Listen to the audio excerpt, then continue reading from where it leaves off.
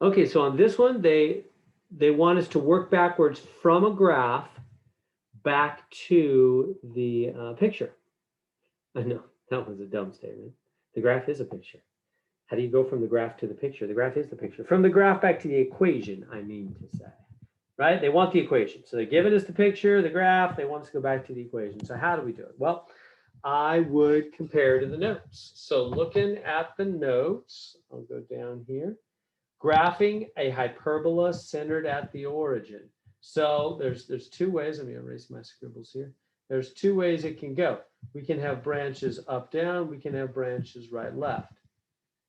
Okay, which one? Well, if x squared is positive in the front, then the branches go right, left because x is right, left. If y squared is positive in the front, the branches go up, down because y is up, down. So which one do we have on this question? Ah, right, left branches. So that means, let me write that up here. So right, left branches. So that means x squared positive in the front. So it's going to be x squared over a squared minus y squared over b squared is 1. It's going to look like that in general, right? Isn't that what you see? Down here on the one that's going right and left, it's x squared goes in the front. Good so far? Okay, so now how do we figure out what is a squared? Oh, it should have been b squared.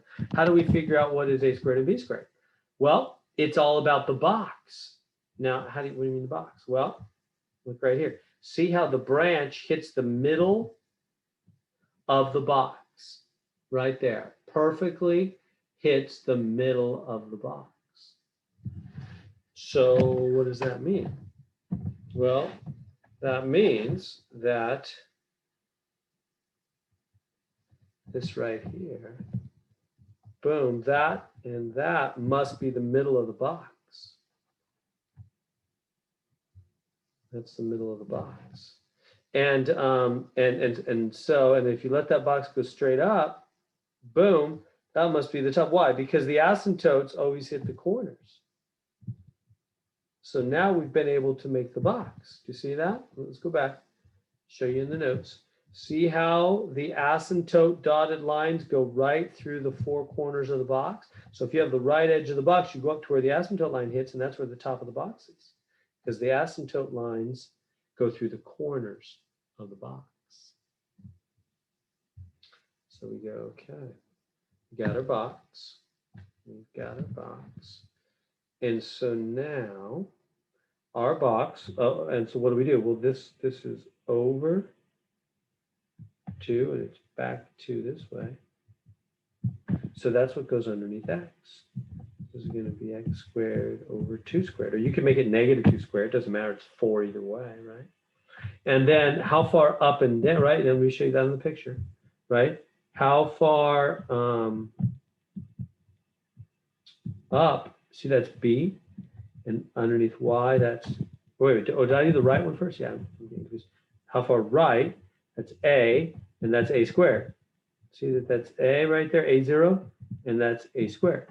So however far right the box goes, or left, same thing, that's negative a, whatever, a or negative a, that squared is what goes underneath x, because right, left goes underneath x. And that's what I did, right? I just took how far right, and I squared it right there. Okay, now, how far up and down, that's b, and that's b squared. Okay, so how far up? 5. So what goes underneath this? Y is 5 squared. So how far up and down, either way, squared goes under y, how far right and left squared goes underneath x. There it is. You can totally type in that answer, or if you prefer, it's good either way. It'll take you either way. Or you could type in x squared over 4. You could just square those denominators if you want to.